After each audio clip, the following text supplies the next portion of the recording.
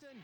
Good morning, New Hampshire. I am Michael Graham. We are at the Radisson Hotel in Manchester at the Expo Center. With us here, I'm glad to welcome Congressman Ron Paul. Congressman, good morning. How you doing? Good morning. Nice to be with you. Glad to have you here, and I know you're out making your final appeals to voters on the Republican primary, so why don't you go ahead and tell people why they should turn out today to vote for Ron Paul for president? Well, if they're satisfied with the status quo today, they don't need to vote for me. But if they're sort of annoyed with our foreign policy and our wasteful spending overseas, they ought to vote for me. If they're concerned about economic policy, they need to look at what I've been talking about, because I have predicted for a long time that this economy would weaken, that there is an explanation why our good jobs go overseas. It has a lot to do with our monetary and our trade policies, our tax policies, and if we want to get our jobs back, we have to do something about it. But we cannot live within our means unless we change our way of living. We have to cut back on spending, because if we live beyond our means, there's always a debt to be paid. In the 1970s, we had to pay for the excesses of the 1960s. Today, we are paying back for the excesses of the last decade.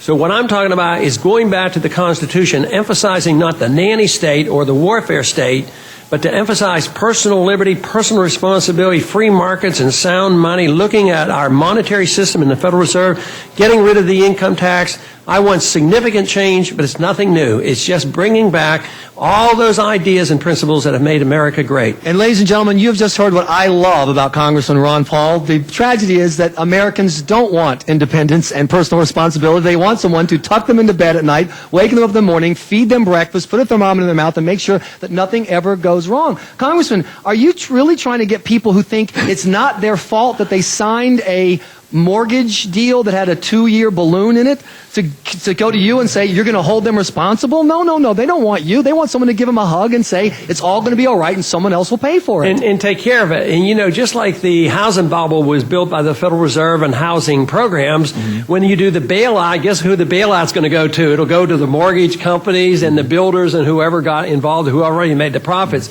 Right now, I think the people were deceived into doing it, but it was their responsibility when they signed these contracts, and yet the government will come in and they now are talking about violating these contracts, which is violating a very specific principle. That is, the government's supposed to protect contracts and enforce contracts, not come in and alter them after they've been made.